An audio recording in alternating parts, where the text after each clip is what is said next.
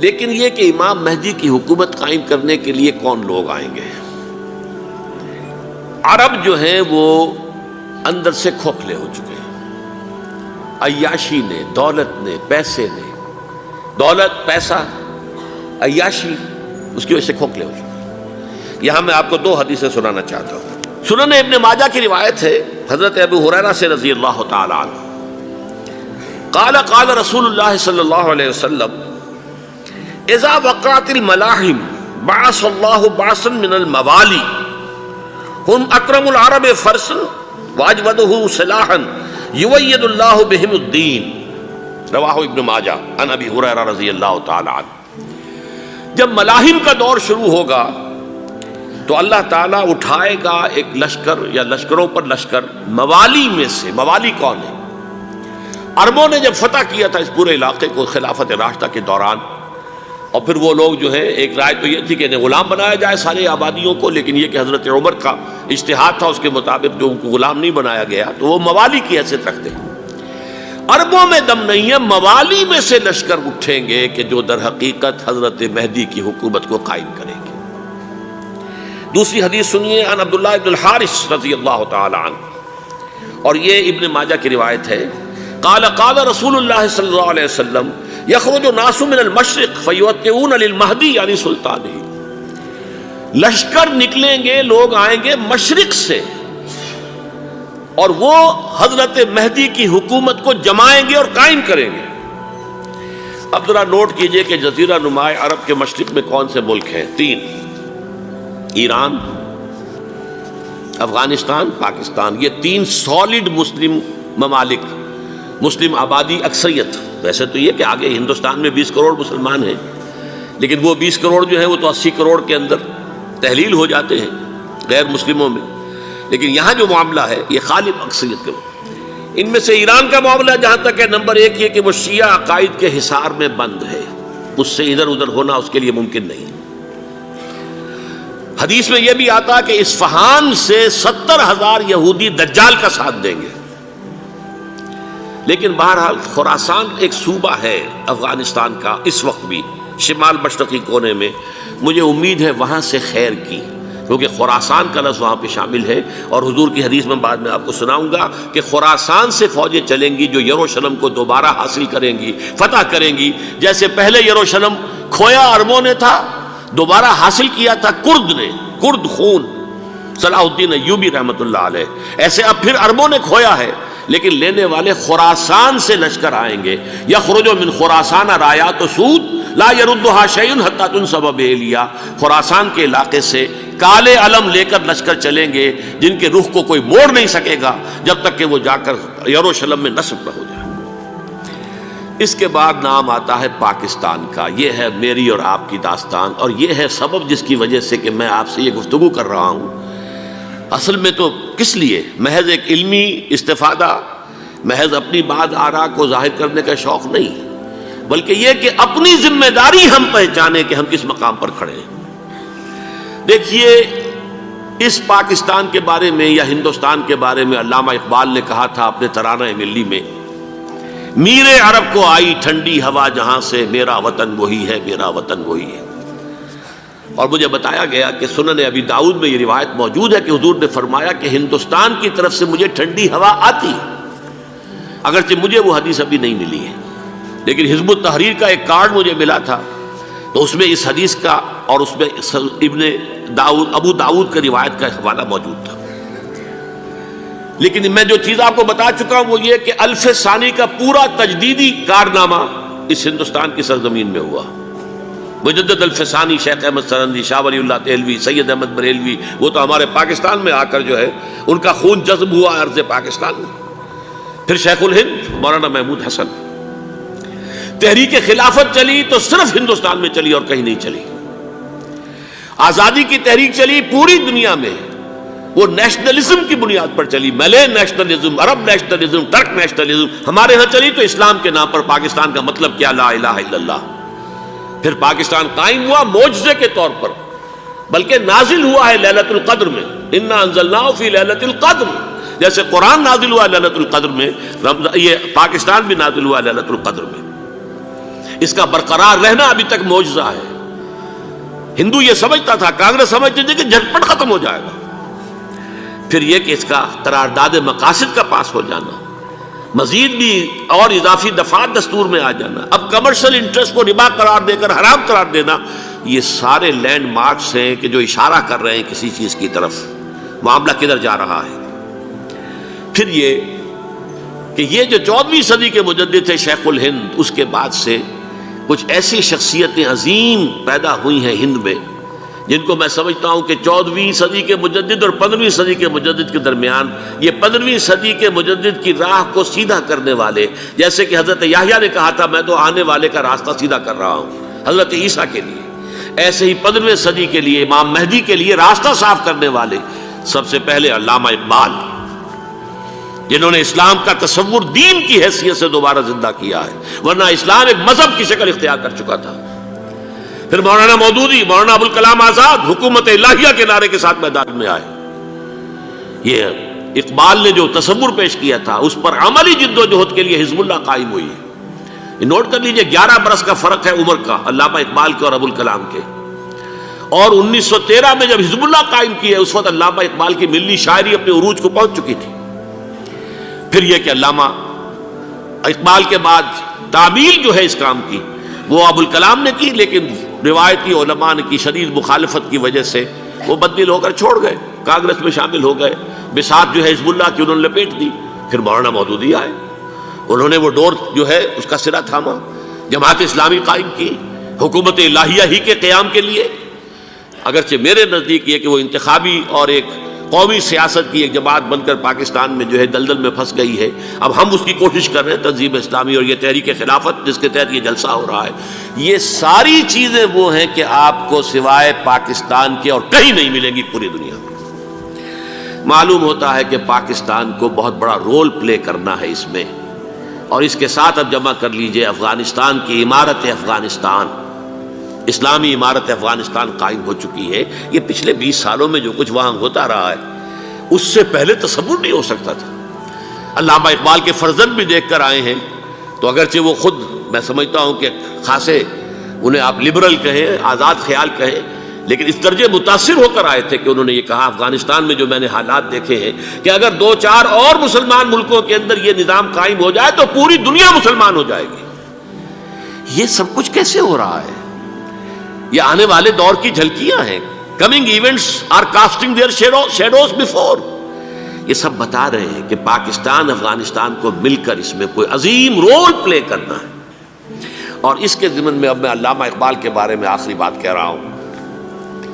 علامہ اقبال کے بارے میں عام یہ خیال ہے، انہوں نے اپنے خطبات میں مہدی کا اور نزول مسیح کا، حالانکہ میں کل پڑھ رہا تھا مولانا سید احمد اکبر آبادی رحمۃ اللہ علیہ کا ایک مقالہ ان کا کہ علامہ اقبال نے ابن خلدون کے بارے میں یہ کہا ہے کہ مہدی کا اور نزول عیسیٰ کا دونوں کا انہوں نے انکار کیا ہے، حالانکہ ابن خلدون نے نزول عیسیٰ کا انکار نہیں کیا، صرف مہدی کا انکار کیا ہے۔ بہرحال علامہ اقبال نے خطبات میں انکار کیا ہے، لیکن یہ کہ اپنی شاعری کے اندر میں چیلنج کرتا ہوں کسی بڑے سے بڑے اقبال شناس کو، ان کا یہ شعر ذرا سنیے: خضر وقت از خلوت دشت حجاز آید بروں، کارواں زی وادی دور و دراز آید بروں۔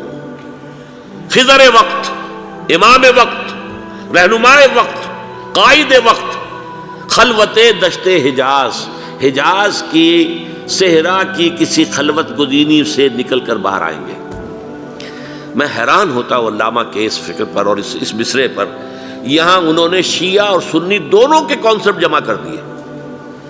شیعہ کا کانسیپٹ یہی چھپے ہوئے کسی غار میں وہاں سے برآمد ہوں گے، اور ہمارا کانسیپٹ میں ام سلمہ رضی اللہ تعالیٰ عنہ کی حدیث سنا چکا، چھپے ہوئے ہوں گے وہ وہاں پر، مدینہ سے نکل کر آ کر مکے میں چھپ جائیں گے۔ اس خانہ جنگی کی حالت میں لوگ ان کی طرف دیکھ رہے ہوں گے، سوچتے ہوں گے انہیں میدان میں آنا چاہیے، کوئی پارٹ پلے کرنا چاہیے، امت کی رہنمائی کرنی چاہیے، لیکن وہ چھپیں گے، وہ کارے ہوں گے، وہ اس ذمہ داری کو قبول نہیں کرنا چاہیں گے، جا کے چھپ جائیں گے مکے میں، وہاں سے مکے والے انہیں نکالیں گے، اور وہ کارے ہوں گے، انہیں بالکل یہ پسند نہیں ہوگا کہ یہ ذمہ داری اٹھائیں۔ تو خضر وقت از خلوت دشت حجاز آیت بروں، کارواں زی وادی دور و دراز آیت بروں۔ کارواں جو چلے گا ان کی مدد کے لیے اس وادی دور و دراز، اس عظیم وادی دور و دراز، یہ وادی سندھ ہے۔ وادی سندھ جو ہے ہم سمجھتے ہیں کہ صرف یہ پاکستان اور پنجاب جو ہے یہ اس میں شامل ہے، سندھ اور پنجاب نہیں، افغانستان کا پورا مشرقی علاقہ اس میں شامل ہے۔ جیسے دریائے جہلم سندھ میں جا رہا ہے، جیسے دریائے گلگت سندھ میں آ کر ملتا ہے، جیسے دریائے چناب اور راوی اور جہلم اور یہ سب جا رہے ہیں اور آ رہے ہیں، اسی طرح دریائے کابل کہاں سے آ رہا ہے، دریائے گومل کہاں سے آ رہا ہے، ٹوچی کہاں سے آ رہا ہے، یہ سارا جو ہے ڈرین جو ہو رہا ہے، ایسٹرن جو ہے پارٹ آف افغانستان، یہ سب وادی ہے۔ اس وادی کے یہ دو حصے ہیں، ایک حصہ جو ہے یہ ادھر پاکستان میں ہے اور اسی وادی کا دوسرا حصہ جو ہے وہ افغانستان میں ہے۔ کارواں زی وادی دور و دراز آیت برو، کارواں چلے گا یہاں سے، یخرج ناس من المشرق یؤتون للمہدی یعنی سلطان ہی، مشرق سے فوجیں چلیں گی کہ جو مہدی کی حکومت قائم کریں گی، اور یخرج من خراسان رایات و سود، اور خراسان سے سیاہ پرچم چلیں گے کہ جن کا رخ کوئی موڑ نہیں سکے گا، حتیٰ تنصب بإیلیا، یہاں تک کہ وہ جا کر یروشلم کے اندر نصب ہو جائیں گے۔ حضرات، میں ایک میری گفتگو کا حصہ باقی تھا لیکن میں اسے چھوڑ رہا ہوں، اس لیے کہ گلوبلائزیشن جو اس کی ہوگی، جو خلافت علی منہاج النبوہ کی تجدید کامل حضرت مہدی کے ہاتھوں عرب میں ہوگی، اس سے پہلے اس کے لیے محنت، کوشش، جد و جہد پاکستان اور افغانستان میں ہو چکی ہوگی جو اسے سپورٹ کرے گی اور وہاں جا کر حکومت قائم کرے گی۔ اس کے بعد گلوبلائزیشن کا جو مرحلہ اس کا ہے وہ حضرت مہدی کے ہاتھوں نہیں ہے، وہ حضرت عیسیٰ ابن مریم ان کے نزول کے بعد ہے، جن کے نزول کے بعد دجال کا خاتمہ ہوگا اور یہودیوں کا استحصال ہوگا، مسلمانوں پر بھی بڑی تکالیف عربوں پر آئیں گی، شدائد آئیں گے، لیکن یہ وہ میں حصہ ملتوی رکھتا ہوں کسی دوسری محفل اور کسی دوسری مجلس اور نشست پر۔ اب میں آپ کو ذرا اس جو انسانوں میں سے انسان دشمنی کا جن کا سب سے بڑا رول ہے، میں ان کی 2000 سالہ تاریخ کا آپ کے سامنے نقشہ رکھنا چاہتا ہوں۔ ان 1400 سال کا تو میں نے صرف 4 آپ کو پوائنٹس بتائے، موسیٰ سے عیسیٰ تک 1400 برس علیہ الصلوۃ والسلام، 2 مرتبہ عروج، 2 مرتبہ زوال، اشیریوں کے ہاتھوں پٹوائی، بابلیوں کے ہاتھوں پٹانا، گریکس کے ہاتھوں مرمت، رومنز کے ہاتھوں مرمت۔ یہ جو 2000 سال ہیں، کیونکہ اب تو ظاہر بات ہے 21ویں صدی شروع ہو گئی، 20 صدیاں حضرت مسیح کو پوری ہو گئی۔ پہلی بات نوٹ کیجئے، حضرت مسیح کی پیدائش ہے سن 1 قبل مسیح۔ یہ نقطہ آپ نے کبھی سنا ہے یا نہیں؟ جب ملینیم کا سلسلہ شروع ہوا تھا پچھلے سال تو میں نے بیان کر دیا تھا کہ ایک عجیب حساب کے اندر انہوں نے غلطی کی ہوئی ہے۔ حضرت مسیح کی پیدائش ہوئی 25 دسمبر کو، سن انہوں نے شروع کر دیا، اس کے بعد جنوری آئی تو پہلا سال شروع ہو گیا۔ اگر جنوری سے پہلا سال شروع ہوا تو یہ 6 دن جو ہے تو اس کے پچھلے سال میں تھے، لہذا کہا جائے گا کہ Jesus Christ was born 1 year before Christ BC۔ تو 1 قبل مسیح میں حضرت مسیح کی پیدائش ہوئی۔ یہ آخری اسرائیلی نبی اور رسول، یہودی علماء کی مخالفت، دشمنی، سولی پر چڑھوا دینا میں بیان کر چکا ہوں۔ سن 33 عیسوی میں جبکہ حضرت مسیح کی عمر 33 برس تھی، اللہ تعالیٰ نے انہیں زندہ آسمان پر اٹھا لیا، لیکن یہودیوں نے اپنے خیال کے مطابق انہیں سولی پر چڑھوا دیا، ان کی موت واقع ہو گئی۔ اگرچہ اس کے بعد یہ اختلاف ہے ان میں، یہودی کہتے ہیں وہ سولی پر چڑھ گیا، ختم ہوا، مر گیا، عیسائی کہتے ہیں نہیں، انتقال ہوا ہے مسیح کا صلیب پر، لیکن پھر وہ دوبارہ زندہ ہو گئے ہیں۔ ان کی لاش ایک غار میں رکھ دی گئی تھی، وہاں ریزریکشن ہو گیا، ان کا باعث بعد الموت وہی ہو گیا، اور پھر انہیں اللہ نے زندہ آسمان پر اٹھا لیا۔ تو ہمارے اور عیسائیوں کے درمیان نوٹ کر لیجئے، یہ چیز مشترک ہے کہ حضرت مسیح آسمان پر زندہ اٹھائے گئے۔ فرق کیا ہے؟ وہ سمجھتے ہیں کہ سولی دیے گئے، سولی پر مرے، پھر زندہ ہوئے، پھر گئے۔ ہم سمجھتے ہیں کہ نہیں، وما صلبوہ وما قتلوہ، انہوں نے نہ صلیب دے سکے انہیں اور نہ انہیں قتل کر سکے۔ بل رفع اللہ الیہ، اللہ نے اٹھا لیا۔ پھر ہمارا اور یہ اس کا عیسائیوں کا ایک اور اتفاق ہے، سیکنڈ کمنگ آف جیسس، حضرت مسیح دوبارہ آئیں گے، یہ عیسائیوں کا بھی عقیدہ ہے اور ہمارا بھی۔ بہرحال تو جیسا کہ میں نے عرض کیا کہ اس وقت یہ عذاب استیصال، عذاب اکبر کے مستحق ہو چکے تھے، لیکن اللہ نے ان کی مدت دراز کی ہے، لیکن ان پر دنیاوی عذاب کا ایک کوڑا جو ہے اللہ تعالیٰ کی طرف سے اسی وقت برسا۔ دنیاوی عذاب دنیا میں رہتے ہوئے ختم نہیں کیا گیا۔ 37 برس بعد، حضرت مسیح کے رفع سماوی کے 37 برس بعد، سن 70 میں یہودیوں نے بغاوت کی رومیوں کے خلاف۔ رومی ٹائٹس جنرل تھا ایک، اس نے پھر جو حملہ کیا ہے، 1,33,000 یہودی ایک دن میں قتل کیا یروشلم میں، اور ہیکل سلیمانی گرا دیا۔ وہ ہیکل پہلے بھی گرا تھا، پہلے 1400 سال کے دوران میں بھی نبوکڈنضر نے گرایا تھا، لیکن پھر اس کے 150 سال بعد انہوں نے دوبارہ بنا لیا تھا، اس لیے وہ اسے سیکنڈ ٹیمپل کہتے ہیں۔ پہلا ٹیمپل جو حضرت سلیمان نے بنایا تھا، نبوکڈنضر نے گرا دیا 587 قبل مسیح میں، پھر دوبارہ انہوں نے 150 سال کے بعد بنا لیا۔ وہ اس تاریخ کا حصہ ہے، میں نے جس کے بارے میں آپ کو تفصیل نہیں بتائی۔ اس میں یہ ہوا سن 70 میں وہ گرا دیا گیا، وہ آج تک گرا پڑا ہوا ہے۔ نمبر 2، یہ کہہ دیا گیا کہ یہودیوں اس ارض فلسطین سے نکل جاؤ، تم یہاں نہیں رہ سکتے اب۔ لہذا جس کا جہاں سینگ سمایا چلا گیا، یورپ میں چلے گئے، ایشیا میں آ گئے، عرب میں آ گئے، یہ 3 قبیلے جو رات بھی میں نے عرض کیا تھا، بنو قینقاع، بنو نذیر اور بنو قریظہ، یہ وہاں سے آ کے مدینے میں آباد ہو گئے، جس کا جہاں سینگ سمایا، افریقہ میں، ہندوستان میں، جہاں چلے گئے۔ ڈایاسپورا اسے کہتے ہیں، وہ آپ نوٹ کر لیجیے اس لفظ کو، ڈایاسپورا، ہمارا دور انتشار، جبکہ ہمیں ہماری اصل سرزمین تو فلسطین ہے، حضرت ابراہیم کا مسکن، حضرت اسحاق، حضرت یعقوب کا مسکن فلسطین، یہ ہے ہماری اصل جاگیر، یہ تو ہماری جدی پشتی جاگیر ہے، لیکن یہاں سے نکال دیے گئے سن 70 عیسوی میں، اور وہاں سے لے کے 1917 تک ان کا ڈایاسپورا جاری رہا۔ یہ دور انتشار ہے۔ اس دور انتشار کے اب چند حصے ہیں جس کو میں چاہتا ہوں کہ آپ علیحدہ علیحدہ سمجھ لیں۔ دور انتشار کا جو پہلا جو ہے تقریباً 300 برس، رومی حکمران تھے، وہ یہودیوں کے بھی دشمن تھے اور عیسائیوں کے بھی دشمن تھے، عیسائی اور یہودی ایک دوسرے کے بھی دشمن تھے، لیکن رومی سمجھتے تھے کہ یہ ایک ہی تھیلی کے چٹے بٹے ہیں۔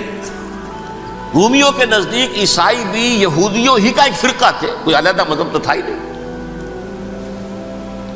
لہذا رومی جو ہیں، رومنز، وہ ان دونوں کو ستاتے تھے، مارتے تھے، اور یہ آپس میں لڑتے تھے، یہودی عیسائیوں کو مارتے تھے، عیسائی یہودیوں کو مارتے تھے۔ یہ ہے 300 برس تک کی تاریخ۔ سن 300 عیسوی میں کیا ہوا؟ ایک معجزہ ہو گیا۔ بہت عظیم ایمپرر کانسٹینٹائن، قسطنطین اعظم، رومن ایمپررز میں سے بہت بڑا ایمپرر، وہ عیسائی ہو گئے۔ اب تو معاملہ بالکل تلپٹ ہو گیا، پوری سلطنت عیسائی ہو گئی۔ اب عیسائیوں کے عیش ہو گئے اور یہودیوں پہ مار پڑنی شروع ہوئی۔ اب عیسائیوں کا آپ خود سوچئے کہ جنہیں وہ خدا بنا بیٹھے ہیں، خدا کا بیٹا قرار دے رہے ہیں، ان کے قاتل کون؟ یہودی، بدماش۔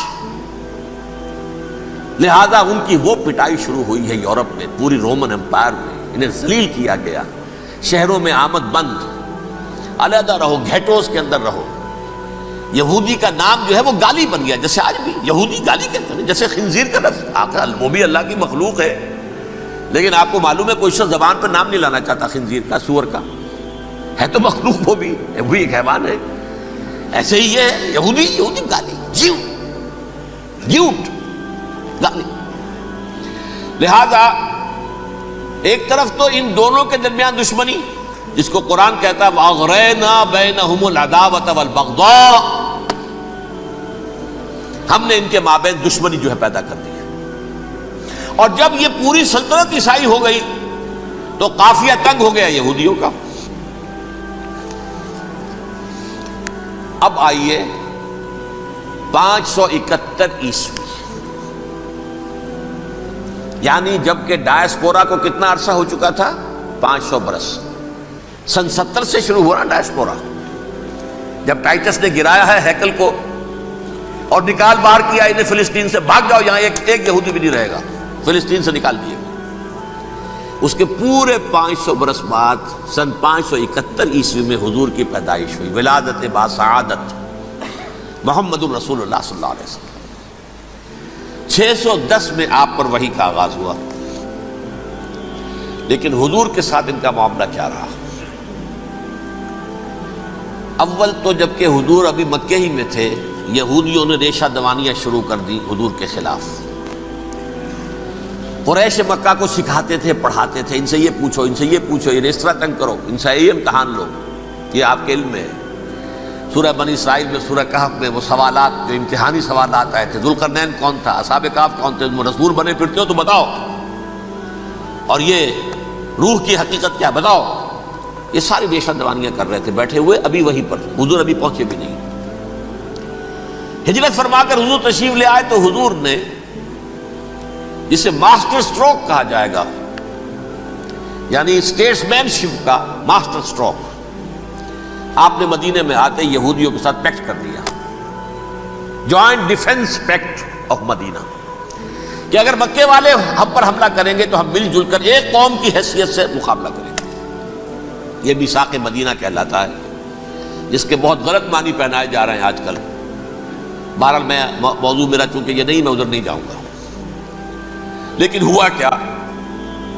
ہر مرتبہ یہ خیانت کے مرتکب ہوئے، ان نے جو عہد کیے تھے ان سے پھرے، اندر ہی اندر سازش، ریشہ دوانی، حضور کی بدترین دشمنی۔ سورہ نساء کی آیت نمبر 12 میں 13 میں فرمایا ہے، لا تزال تطلع علی خائنۃ منہم، اے نبی ہمیشہ آپ کے علم میں ان کی طرف سے خیانتیں، بددیانتیاں آتی رہیں گی،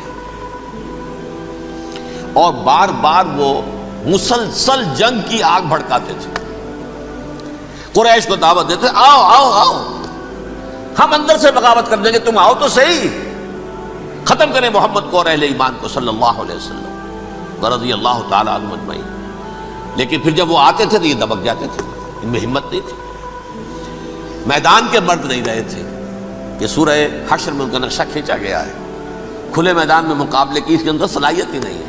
یہ تو فصیلوں کے پیچھے سے، جیسے عورتیں کہیں دیہات میں لڑائی ہوتی ہے تو مرد جو ہے گلیوں میں لڑتے ہیں، عورتیں اوپر سے پتھر پھینکتی ہیں، بس وہ کام یہ کر سکتے تھے، من ورائے جدر، فصیلوں کے پیچھے سے، جنگ میں میدان میں نہیں آ سکتے۔ بہرحال قرآن مجید میں ہے یہ، سورہ مائدہ کی آیت نمبر 64، کلما اوقدوا نارا للحرب اطفاها اللہ، اکثر و بیشتر مواقع پر تو یہ جب آگ بھڑکاتے تھے جنگ کی، اللہ اسے بجھا دیتا تھا۔ لیکن بہرحال اس کے باوجود جنگیں ہوئی، غزوہ بدر، غزوہ احد ہوئی کہ نہیں، یہ ساری اصل شرارت ہوئی، اور اس کے نتیجے میں حضور نے پھر ایک ایک کر کے 3 قبیلوں کو سزا دی۔ غزوہ بدر کے فوراً بعد بنو قینقاع نکالے گئے مدینے سے، غزوہ احد کے فوراً بعد بنو نذیر نکالے گئے، اور غزوہ احزاب کے بعد بنو قریظہ نکال دیے گئے۔ یہ تو میں نے آپ کے سامنے رکھ دیا صرف حضور کے زمانے میں ان کا کیا رویہ رہا، دشمن۔ رات بھی ہم نے وہ آیت پڑھی تھی، لَتَجِدَنَّ أَشَدَّ النَّاسِ عَدَاوَةً لِلَّذِينَ آمَنُوا الْيَهُودُ وَالَّذِينَ أَشْرَكُوا، اہل ایمان کی دشمنی میں شدید ترین تم پاؤ گے یہودیوں کو اور مشرکین، مشرکین بھی بعد میں ہے، پہلے یہودی۔ حضور کے بعد کیا ہوا اب یہ نوٹ کیجئے، یہ ان کی تاریخ کا دوسرا دور ہے۔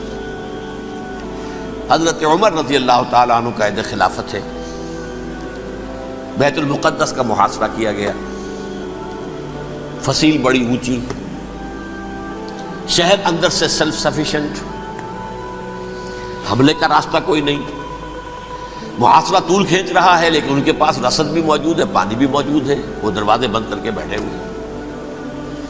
بالآخر اللہ تعالیٰ کی مشیت کا ظہور کیسے ہوا؟ ان کے کچھ علماء آئے فصیل پر، کہا دیکھو مسلمانوں، تم قیامت تک بھی یہاں پڑے رہو گے محاصرہ کر کے، ہمارا یہ شہر فتح نہیں ہوگا۔ ہاں ایک درویش بادشاہ کے ہاتھوں یہ شہر فتح ہونا ہے، لیکن تمہارے اندر ہمیں وہ نظر نہیں آ رہا۔ ابو عبیدہ بن الجراح رضی اللہ تعالی عنہ امین هذه الامہ، ان کا فوراً ذہن گیا وہ درویش بادشاہ مدینے میں بیٹھا ہوا ہے عمر رضی اللہ تعالی۔ اب ایک اور عمر بھی ہے جو قندھار میں بیٹھا ہے، نقشہ وہی ہے، سادگی کی حد تک نقشہ وہی، بالکل وہی، اپنی آنکھوں سے دیکھا ہے وہی سادگی۔ عمر اول عمر ثانی تھے عمر بن عبدالعزیز۔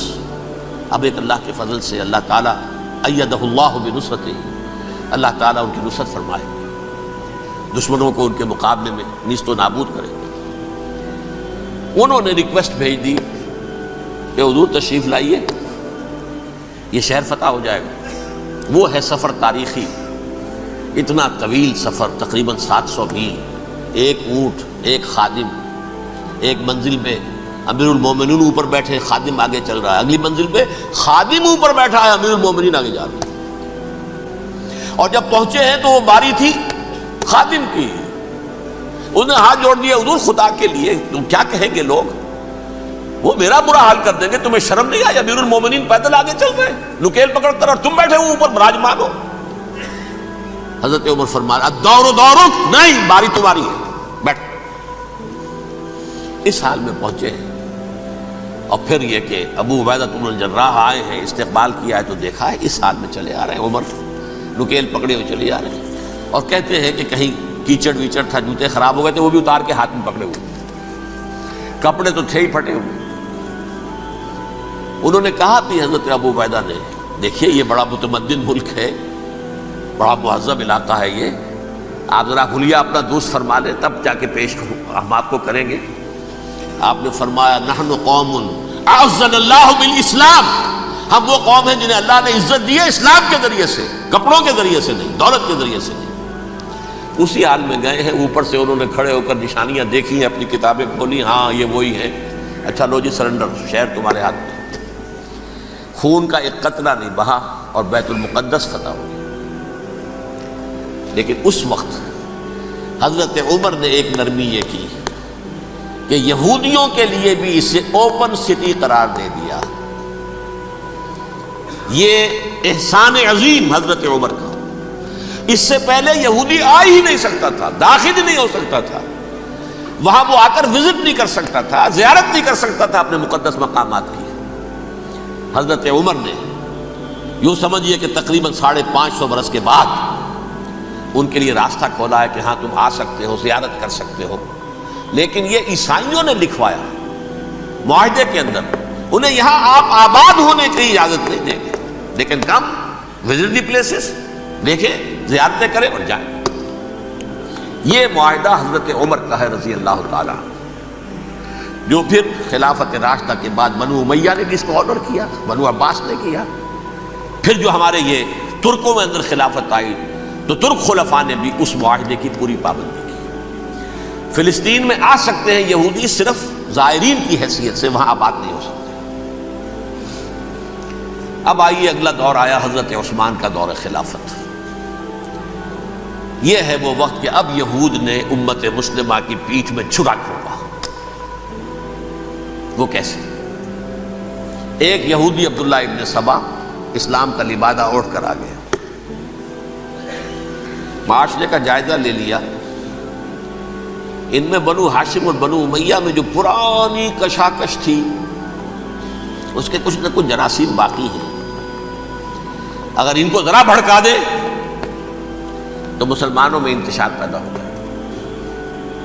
کہا یہ عثمان کون ہے؟ یہ تو بنو امیہ میں سے ہے، یہ حق تو بنو ہاشم کا ہے، خلافت ان کے پاس ہونی چاہیے، محمد کے تو رشتہ دار وہ ہے صلی اللہ علیہ وسلم۔ عوام الناس کے اندر بات پھیلنی شروع ہوئی، پھر ایک بڑی سازش کے انداز میں حضرت عثمان کے خلاف پروپیگنڈا، حضرت عثمان کے جو عاملین تھے، گورنر تھے، ان کے خلاف پروپیگنڈا، اور ایسی ہوشیاری کرتے تھے کہ کوفے میں کوفے کے حاکم کے خلاف کچھ نہیں کہنا، اجی مصر میں یہ ہو رہا ہے، اجی شام میں یہ ہو رہا ہے، اجی یہ جو عثمان ہے وہ یہ کر رہا ہے، یہ ظلم ہو رہا ہے، یہ لوٹ مار ہو رہی ہے، یہ خیانتیں ہو رہی ہیں۔ اب نہ تو اس زمانے میں مینز آف کمیونیکیشن، کیسے تصدیق کریں؟ افواہیں تو آپ آج کراچی کے اندر شروع ہو جائے تو پتہ نہیں چل سکتا کسی کو کہ کیا اس میں صداقت ہے کیا جھوٹ ہے، اور بری بات جو ہے فطرت انسانی کی کمزوری ہے وہ فوراً قبول کرتا ہے، کسی کے بارے میں اچھی بات ماننے کو تیار نہیں ہوتا لیکن بری بات تو فوراً تیار ہے۔ بہرحال یہ فتنہ انہوں نے اٹھایا، حضرت علی کی الوہیت کا فتنہ اٹھایا، حضرت عثمان کے خلاف الفتنۃ الکبریٰ برپا کیا، حضرت عثمان شہید ہوئے، اس کے بعد 5 برس تک مسلمان ایک دوسرے کی گردنیں کاٹتے رہے، باہمی خانہ جنگی ہوئی، امت کو وہ زخم لگایا ہے جو آج تک جس سے خون رس رہا ہے۔ یہ شیعان عثمان اور شیعان علی تھے جو بعد میں پھر سنی اور شیعہ ہو اور آج تک ہے۔ فتنہ کس نے جگایا؟ ایک عبداللہ ابن سبا یہودی اور اس کے کارندے، شیطان کا ایجنٹ، اور انسانوں میں سے بھی اس کے جو بھی حواریین تھے اور شیطانوں کے اندر سے بھی تھے، انہوں نے بھی اس آگ کو بھڑکایا۔ یہ آپ سوچ لیجئے کہ یہ کس نے وہ زخم لگایا؟ یہودی۔ اگلا دور آیا، خلافت راشدہ ختم ہوئی، بنو امیہ کا بھی دور کافی گزر گیا۔ طارق ابن زیاد 712 عیسوی میں حملہ کرتے ہیں اسپین پر۔ اسپین اس وقت عیسائیت کا بہت بڑا گڑھ، بڑے کٹر ترین عیسائی جو ہے وہ اسپین میں تھے، لہذا یہودیوں کی وہاں بہت پٹائی ہوتی تھی، بہت پٹائی ہوتی ہے، میں بتا چکا ہوں، دشمنی تھی ان کی تو چلی آ رہی تھی عیسائیوں کے ہاتھوں یہودیوں کی، وہ تو سن 300 عیسوی سے ایمپرر کانسٹنٹائن کے بعد سے شروع ہو گئی تھی۔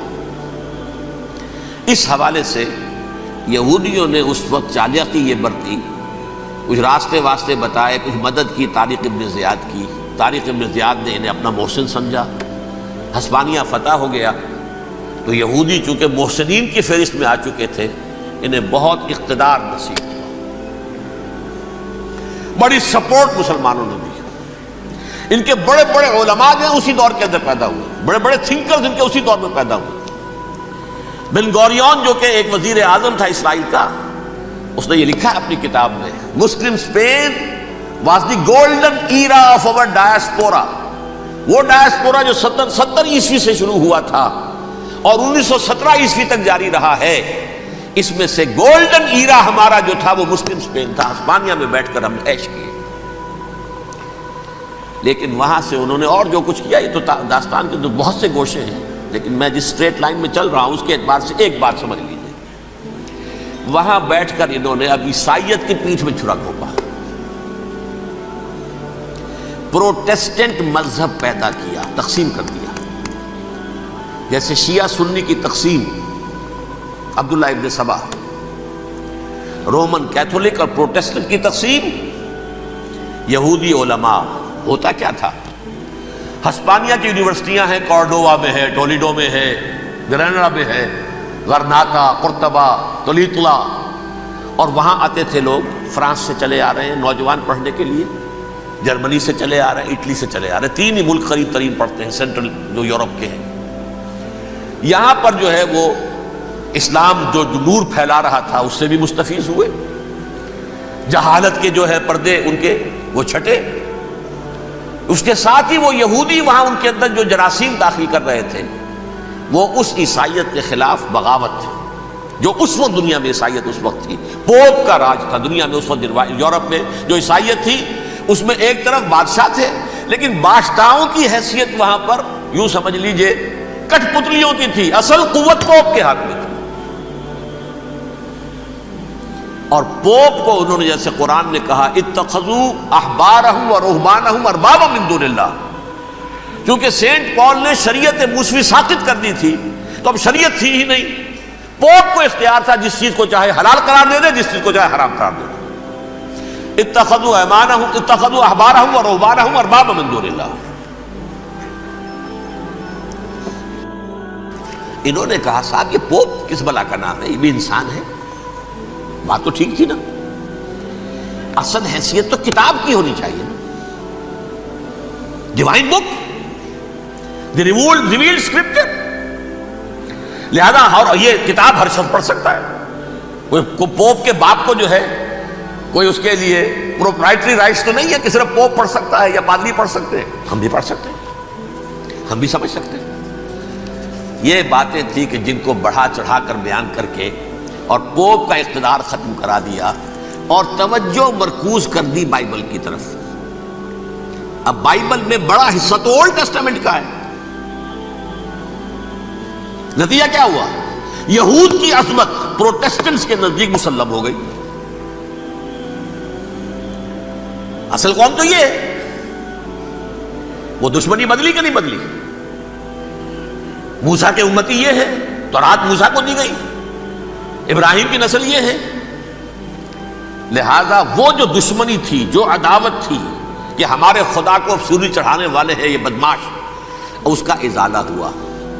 اس پروٹیسٹنٹ مذہب کے نتیجے میں یہ میں اب آپ کو بتاتا ہوں کہ ایک نتیجہ وہ نکلا ہے جسے برٹرنڈ رسل نے بیان کیا ہے. اس کی کتاب ہے ان پریز آف آئیڈلنس، صفحہ 108. وہ لکھتا ہے the Christians retaining the Judaic belief in special revelation added to it the Roman desire for worldwide domination and the Greek taste for metaphysical subtleties. The combination produced the most fiercely persecuting religion that the world has yet known.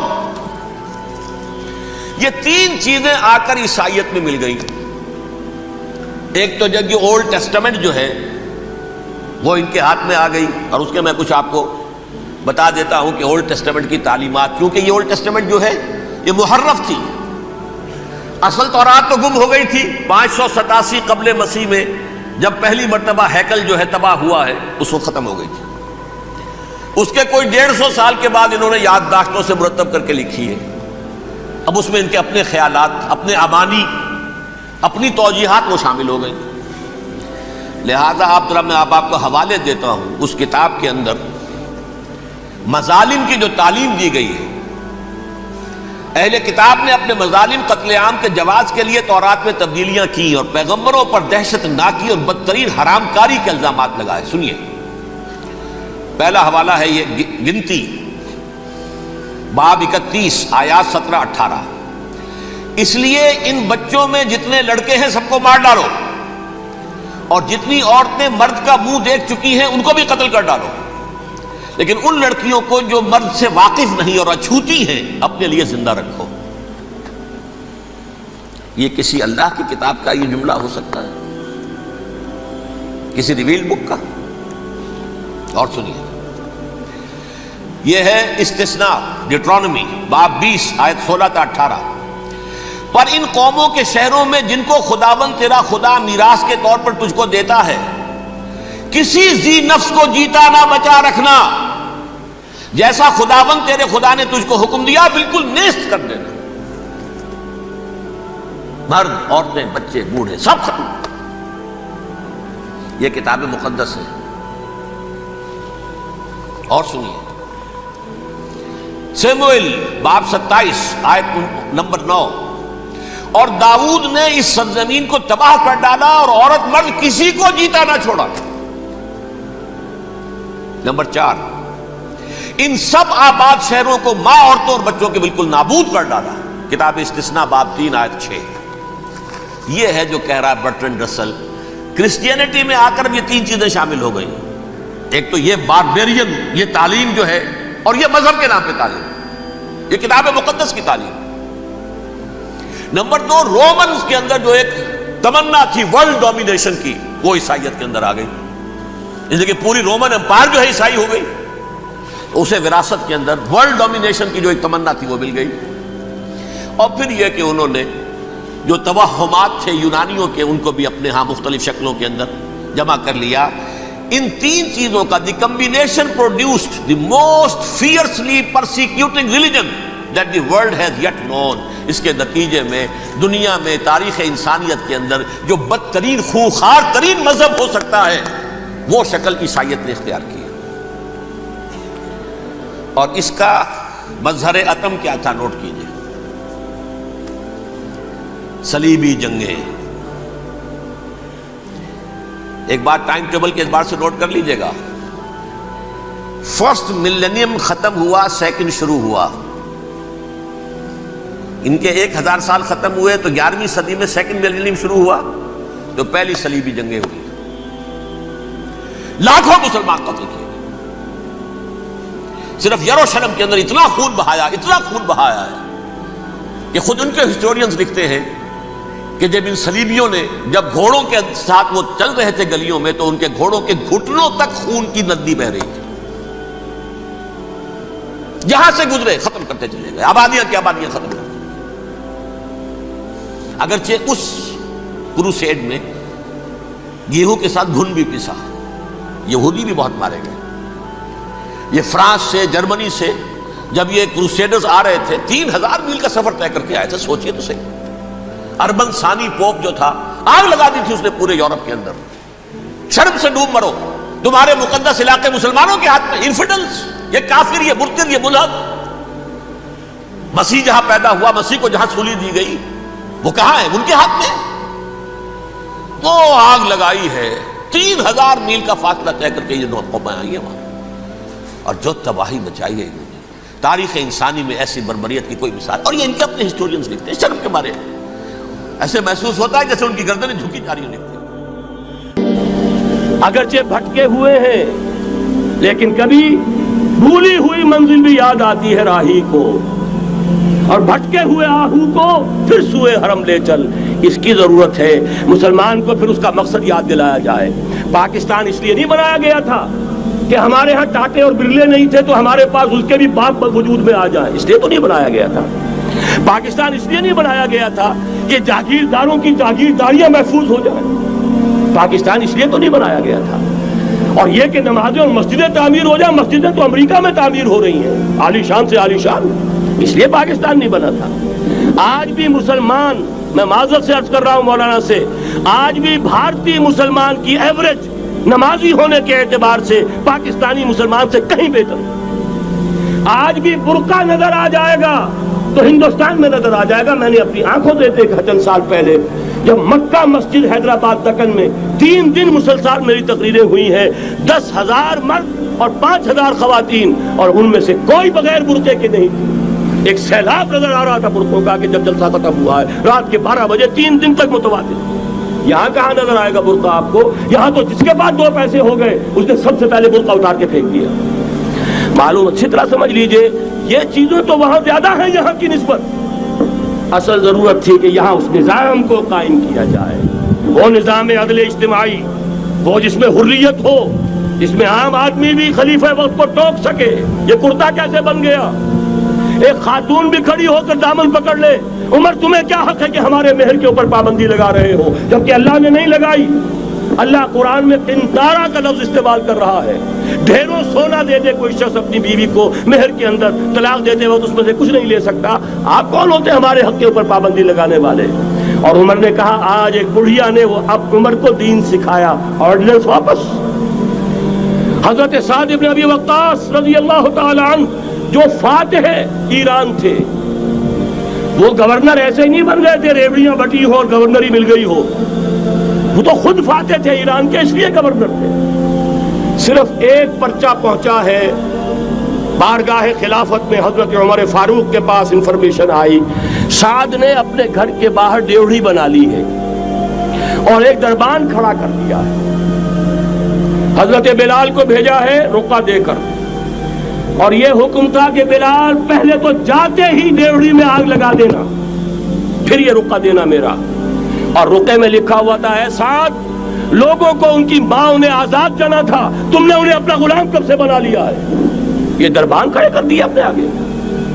وہ حریت, وہ مساوات کہ جا رہا ہو خلیفہ وقت اور charge لینے جا رہا ہے بیت المقدس کا, کوئی ذاتی علاج کے لیے نہیں جا رہا, سیر و سیاحت کے لیے نہیں جا رہا, چارج لینے کے لیے. بالکل سرکاری وزٹ ہے, آفیشل وزٹ ہے, اسٹیٹ وزٹ ہے. اور حال کیا ہے؟ 700 میل کا فاصلہ طے کرنا اور ایک اونٹنی, کوئی انٹوریج نہیں, کوئی قدم و حشم نہیں, کوئی جمبو جٹ بھرے ہوئے نہیں, کچھ نہیں. ایک اونٹنی, ایک خادم. اس ایک اونٹنی پر چونکہ راستے کا راشن بھی ہے لہذا 2 آدمی نہیں بیٹھ سکتے, ایک بیٹھ سکتا. ایک منزل خلیفہ وقت بیٹھا ہوا ہے اوپر اور خادم نکیل پکڑ کر چل رہا ہے. اگلی منزل خادم اوپر بیٹھا ہے اور خلیفہ وقت عمر عبد الخطاب رضی اللہ تعالی عنہ, اور وہ آگے آگے نکیل پکڑ کر چل رہے ہیں.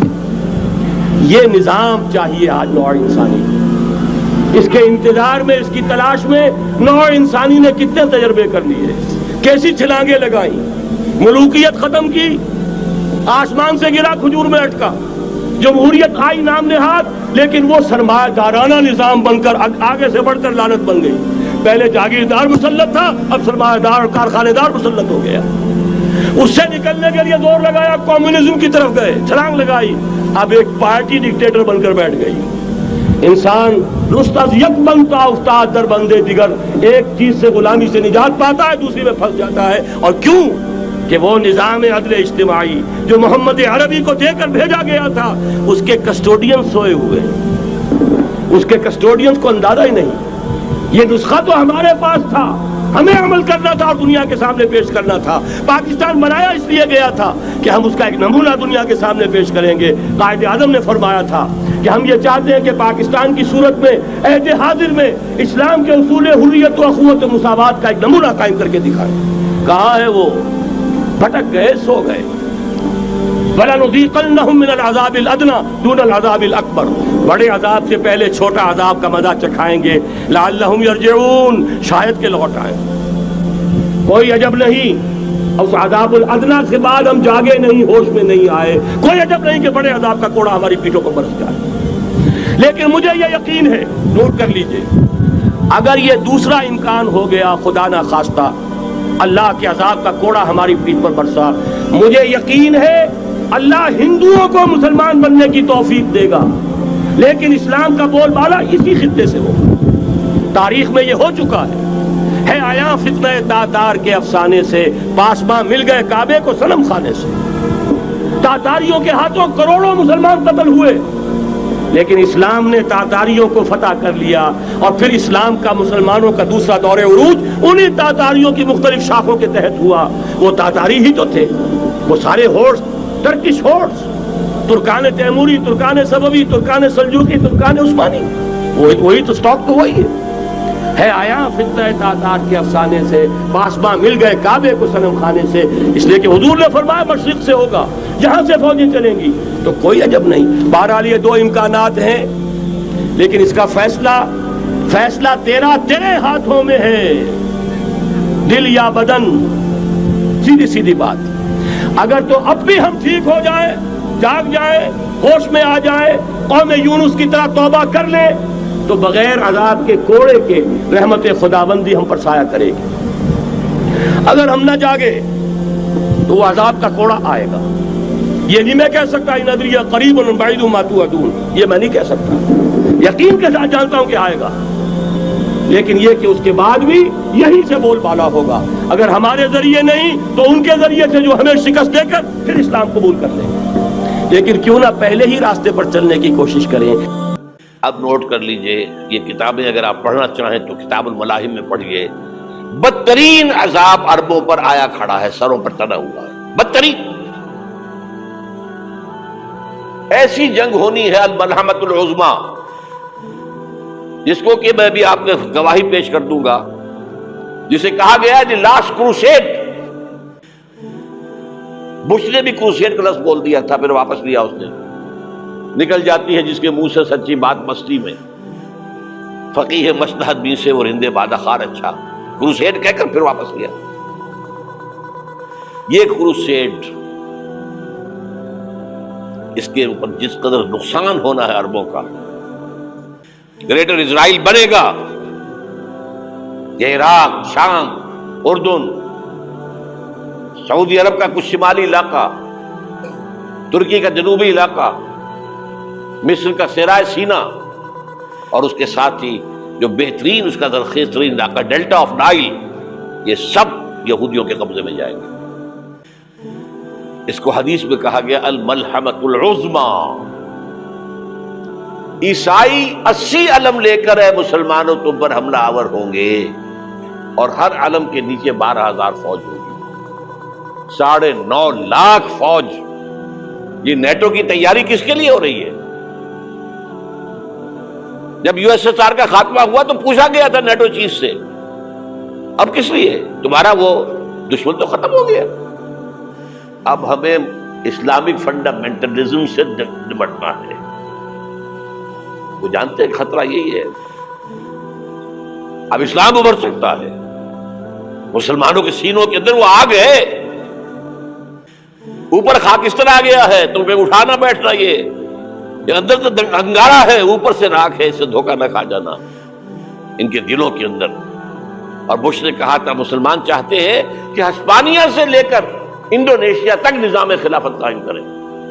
اور میں حیران ہوا تھا کہ اس کم وقت کو ہسپانیہ کا خیال کیسے آ گیا. ہمیں تو کبھی آتا ہی نہیں، اب ہم تو بھول گئے. وہ تو 500 برس پرانی بات ہے جبکہ وہاں سے ہمیں نکال دیا گیا تھا. اگرچہ اقبال نے کہا تھا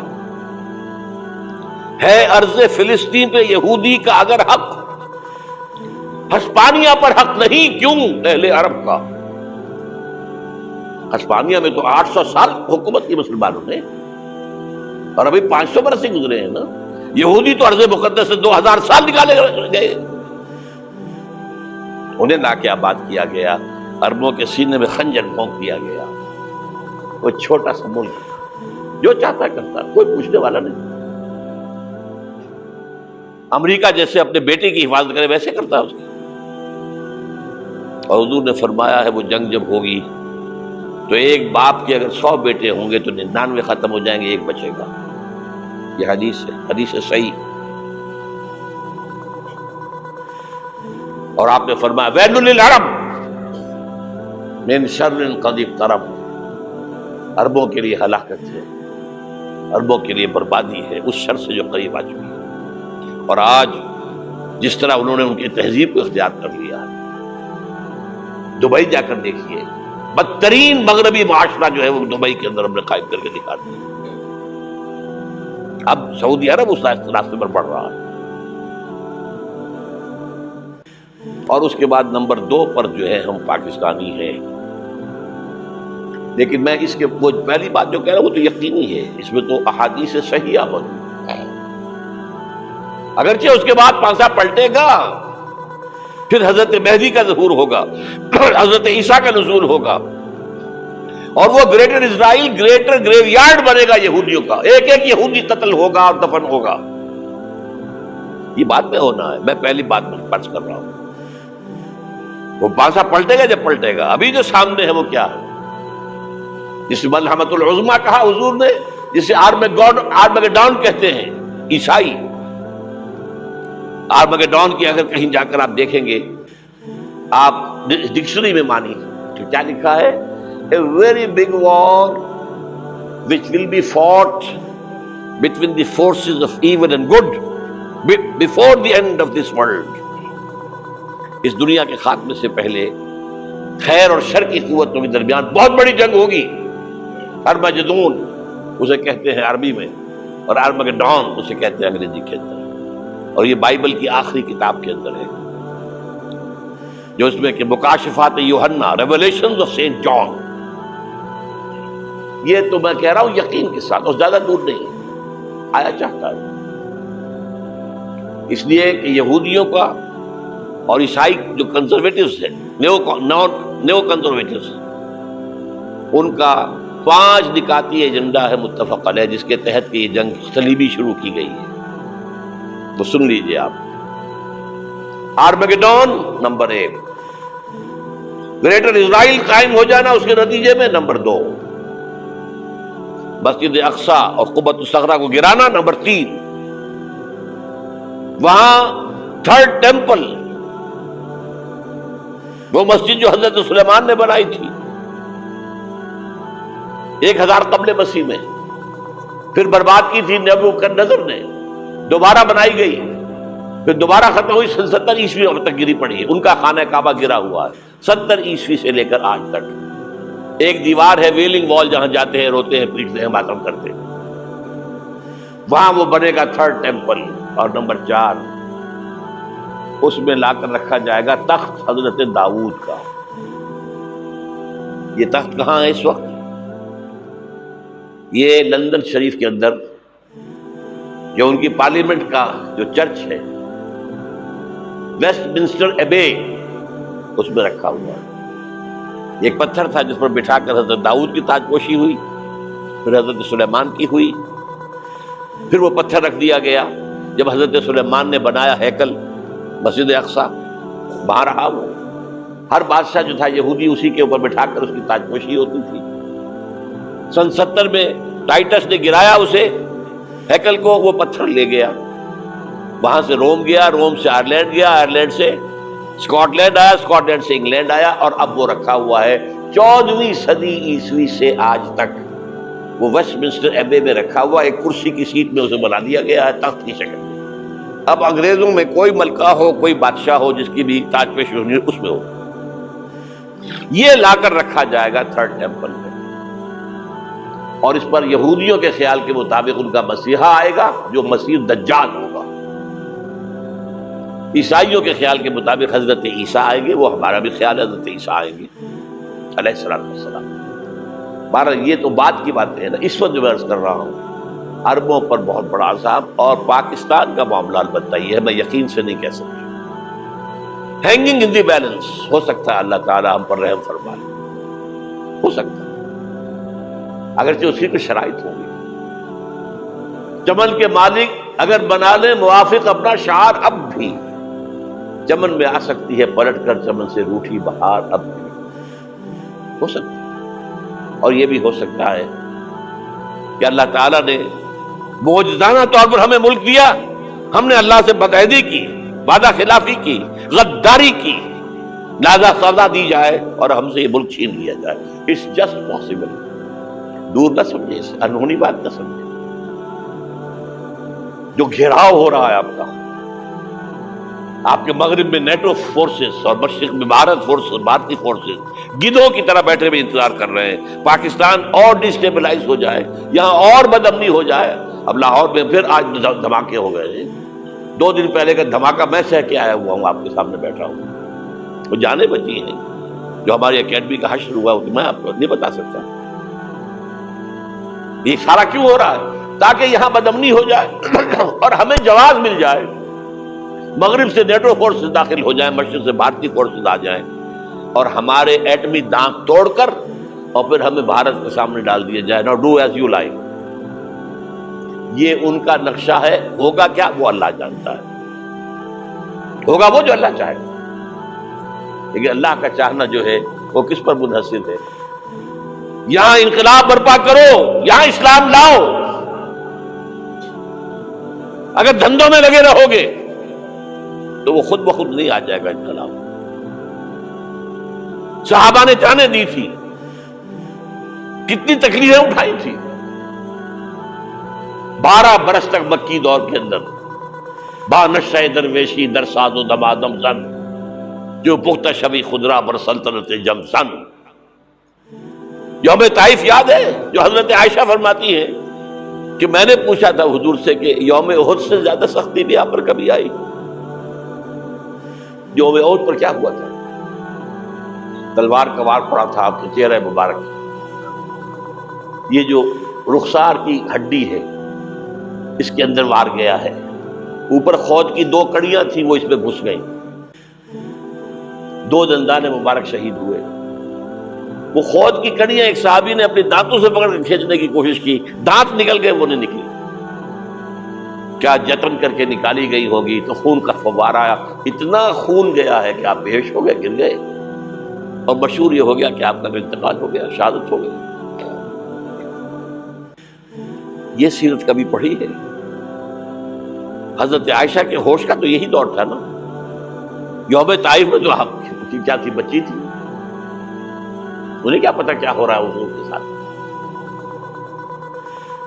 3 دن تک حضور مکے کی گلیاں اور وہاں کے اوباش لوگ پتھراؤ کر گئے تھے اس امید میں کہ شاید وہاں کا کوئی سردار ایمان لے آئے. تو یہاں تو ابو طالب بھی فوت ہو گئے. یہی دنیاوی سہارا تھا، خاندانی سہارا تھا ابو طالب کے ذریعے. اور گھر میں ایک دلجوئی کرنے والی رفیقہ حیات تھی، وہ بھی، ان کا بھی انتقال ہو گیا. آپ نے کہا یہ عام الحزن ہے. اب تو سب کو طے ہو گیا قریش کو کہ آپ جیسے قتل کر دو. اسی لیے آپ گئے طائف، شاید وہاں کا کوئی بڑا سردار مانے ایمان لے آئے مجھ پر تو میں اپنا مرکز ادھر شفٹ کر دوں. تینوں سے ملے ہیں، تینوں نے وہ جواب دیے، نکل جاؤ یہاں سے. میں تمہارے ساتھ بات بھی کرنے کو تیار نہیں. اچھا تمہارے سوا کوئی نہیں ملا تھا اللہ کو نبی بنا کر بھیجنے کے لیے؟ دیکھو جاؤ، میں بات نہیں کرنا چاہتا، ہو سکتا ہے میں بے عزتی کر بیٹھوں، واقعی تم اللہ کے نبی ہو تو میں مارا جاؤں گا، جاؤ جاؤ جاؤ. یہ سلوک محبت کے ساتھ ملا. اور پھر چھوکروں کو، اسٹریٹ ارچنز جنہیں آپ کہتے ہیں، اشارہ کیا ذرا خبر لو ان کی، پتھراؤ ہو رہا ہے. ساتھ کوئی ہے ہی نہیں، ایک آدمی صرف، زید ابن حارثہ. اب سامنے سے پتھر آ رہے ہیں تو حضرت زید آگے آ جاتے ہیں، ڈھال بنتے ہیں. مجھے لگے پتھر وضو کو رہے، آپ پیچھے سے آ رہے ہیں. چاروں طرف سے تو ڈھال نہیں بن سکتا. جسم لہو لوہا، خون جا کر جوتیوں میں جم گیا ہے، جوتی اتر نہیں دی. پھر وہاں سے واپسی پہلے دعا مانگی ہے، اللہم الیک اشکو ضعف قوتی وقلت حیلتی وہوانی علی الناس. اے اللہ تیری جناب میں فریاد لے کر آیا ہوں اپنے قوت کی کمی کا، اپنے وسائل کی کمی کا، اور جو ذلت و خواری ہو رہی ہے لوگوں کے سامنے. الا ملتقننی، مجھے کس کے حوالے کر دیا؟ الا بعیدی یتجہمنی، یہ میرے اوپر ہجوم کر کے آ جائے، حملہ کرے. اور عدو من لگتا امرے، یہ دشمن کے حوالے میرا معاملہ کیا، جو چاہے کرتے وہ. لیکن پھر عبدیت غالب آتی ہے. ان لم یکن علی غضبک فلا ابالی. اللہ اگر تو ناراض نہیں ہے تو مجھے کوئی پرواہ نہیں. سر تقسیم خم ہے جو مزاج یار میں آ. مجھے اندیشہ یہ ہے کہ تو ناراض تو نہیں ہو گیا. یہ تکلیفیں جھیلی ہے. سینکڑوں صحابہ نے جانوں کا نذرانہ پیش کیا ہے. احزاب کی جنگ میں فاقوں پر فاقے ہو رہے تھے، اور ان فاقوں کی حالت میں خندق کھودنے کا حکم ملا ہے. لوگوں کی کمریں دوہری ہو رہی ہیں، پتھر باندھے ہیں اپنے پیٹوں سے، اپنے چادروں کے ساتھ کس کر کمر دوہری نہ ہو جائے. اور جب صحابہ کدالیں چلا رہے ہیں تو کیا کہہ رہے ہیں؟ نحن الذین بایعوا محمدا علی الجہاد ما بقینا ابدا اللہم لا عیش الا عیش الاخرہ. صحابہ کہتے تھے ہم وہ لوگ ہیں جنہوں نے محمد سے بیعت کی ہے کہ جہاد کرتے رہیں گے جب تک جان میں جان نکل جائے تو بات اور. جان ہے، چاہے ابھی بھوک سے کمر دوہری ہوئی جا رہی، جان تو ہے. اور ایک دفعہ کہتے تھے اللہم لا عیش الا عیش الاخرہ، اللہ عیش زندگی تو آخرت کی زندگی ہے. اور حضور فرماتے تھے، حضور کے بیٹھے ہوئے نہیں تھے گاؤں تکیہ لگا کر، پتھر اٹھا اٹھا کر خندق میں سے لے جا کر باہر پھینک رہے تھے. جب صحابہ کہتے ہیں اللہم لا عیش الا عیش الاخرہ، حضور فرما رہے ہیں فاغفر الانصار والمہاجرہ، اے اللہ ان انصار اور مہاجرین کی مغفرت فرما دے. پھر حضور کی خدمت میں کچھ لوگ آئے، حضور اب یہ فاقہ ناقابل برداشت ہو گیا، دیکھیے ہم نے یہ پتھر باندھے ہوئے اپنے پیٹ کے ساتھ. حضور نے کرتا اٹھا کر دکھایا، وہاں 2 پتھر باندھے ہوئے. یہ ہے سیرت النبی. آپ کس چیز کو سیرت النبی سمجھتے ہیں؟ بہرحال اس موضوع پر میری ایک کتاب ہے منہج انقلاب نبوی، کہ انقلاب کیسے آیا تھا. اگر دل میں ذرا بھی آرزو پیدا ہو گئی ہو کہ اللہ قبول کر لے مجھے قبول کر لے اس کام کے لیے، تو وہ کتاب آپ کے لیے مسٹ ہے، اس کا پڑھنا.